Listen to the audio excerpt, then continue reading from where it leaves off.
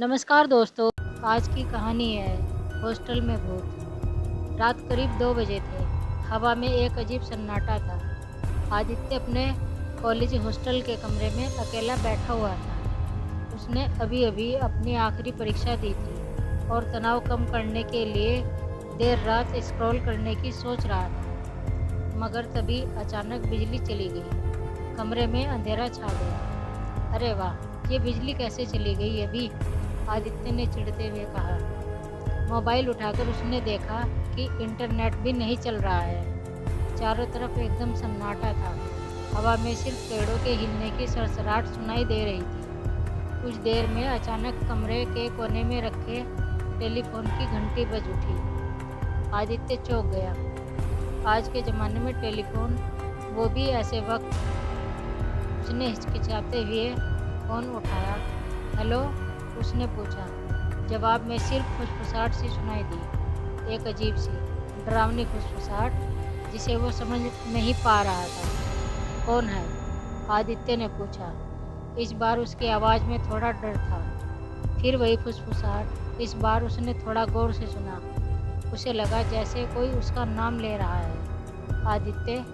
वो फुसफुसाहट इतनी धीमी थी कि मानो कानों में ही गूंज रही हो। आदित्य का दिल जोर जोर से धड़कने लगा।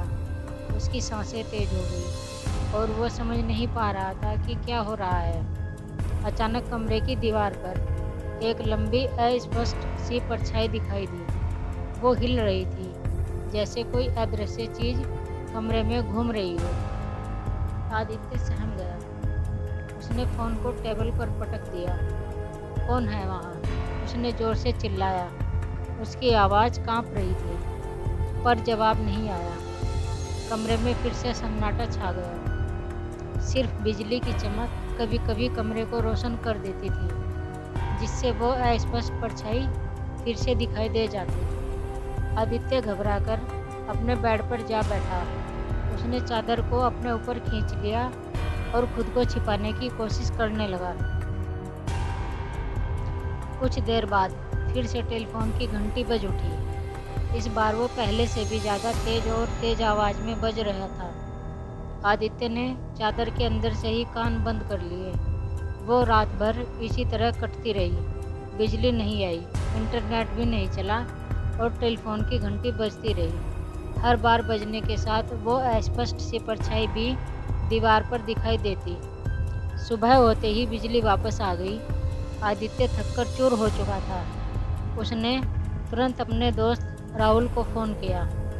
यार, रात को बहुत अजीब हुआ है, आदित्य ने घबराते हुए बताया। राहुल ने उसकी बात सुनी और फिर हंसने लगा। यार, देर रात अकेले रहने से दिमाग खराब हो गया है क्या? कोई भूत वूत नहीं होता, राहुल ने मजाक किया।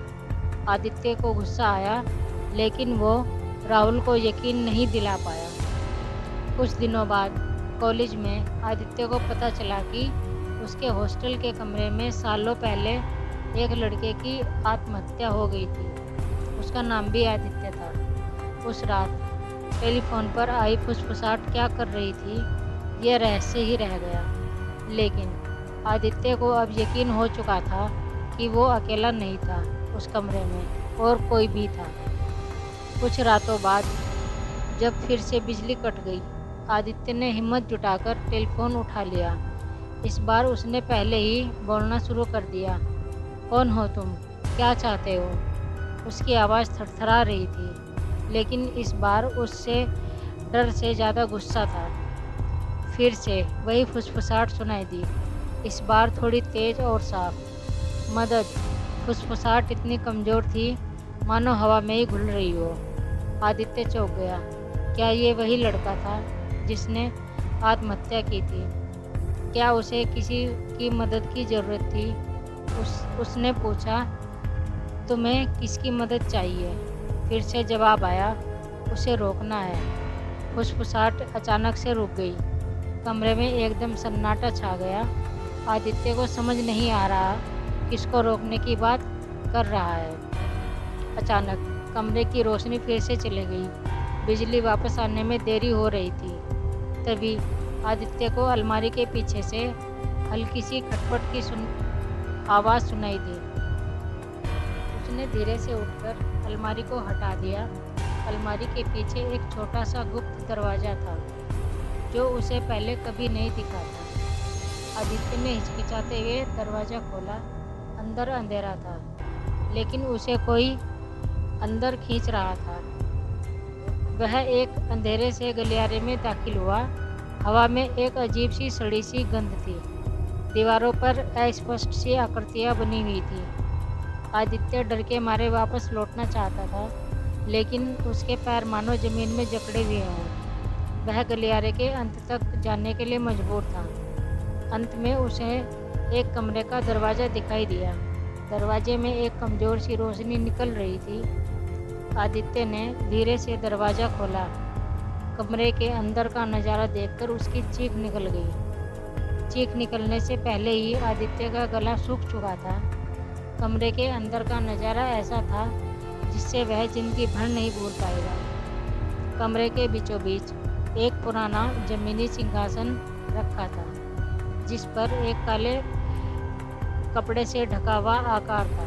हवा में एक सड़ा हुआ सा गंध फैला हुआ था। आदित्य को लगा जैसे उस काले कपड़े के नीचे कोई लाश पड़ी हो। धीरे धीरे, मानो सम्मोहित होकर, आदित्य सिंहासन के करीब गया। उसने कांपते हाथों से कपड़े को हटाना शुरू किया। कपड़े के नीचे जो चीज़ थी उसे देखकर आदित्य की रूह कांप गई। यह कोई लाश नहीं थी, बल्कि एक मूर्ति थी। एक बेहद डरावनी, खौफनाक मूर्ति। मूर्ति एक आदमी की थी, जिसके चेहरे पर एक क्रूर मुस्कान जमी हुई थी। उसकी आंखें लाल थी, मानो खून से भरी हों। उसके हाथ लंबे और पंजों जैसे थे। आदित्य को लगा जैसे वो मूर्ति उसे घूर रही है। उसकी सांसें तेजी से चलने लगी। तभी उसे याद आया, टेलीफोन पर आई फुसफुसाहट उसे रोकना है। अचानक कमरे में हवा तेज चलने लगी। दीवारों पर बनी आकृतियाँ हिलने लगी, मानो वे जिंदा हो गई हों। आदित्य ने पीछे मुड़कर देखा तो गलियारा गायब हो चुका था। उसकी जगह एक अथाह कुआं बन चुका था, जिसके अंदर से एक लाल धुआं निकल रहा था। डर के मारे आदित्य चीखते हुए कमरे से बाहर भागा। वह अपने कमरे में वापस आया और दरवाज़ा जोर से पटक दिया। कुछ देर तक कमरे के अंदर से चीखें और अजीब सी आवाज़ें आती रही। फिर अचानक सब शांत हो गया। सुबह होने पर आदित्य बेहोश। उसे अस्पताल ले जाया गया। डॉक्टरों के मुताबिक वह गहरे सदमे में था। हॉस्टल प्रशासन ने उसका कमरा बदल दिया, लेकिन आदित्य को अब भी रातों में उस गुप्त कमरे और खौफनाक मूर्ति के ख्वाब आते थे। टेलीफोन की फुसफुसाहट का मतलब वह समझ नहीं पाया। क्या वह मूर्ति वाकई किसी बुरी ताकत का प्रतीक थी, या फिर ये सब उसके दिमाग का खेल था? ये सवाल आज भी आदित्य को परेशान करते हैं, और उस गुप्त कमरे का राज, उस खौफनाक मूर्ति का रहस्य आज भी हॉस्टल की दीवारों में दफन है। धन्यवाद। अगर आपको हमारी वीडियो पसंद आए तो चैनल को लाइक करें, शेयर करें, फॉलो करें और ऐसे ही वीडियो के लिए चैनल को सब्सक्राइब करें।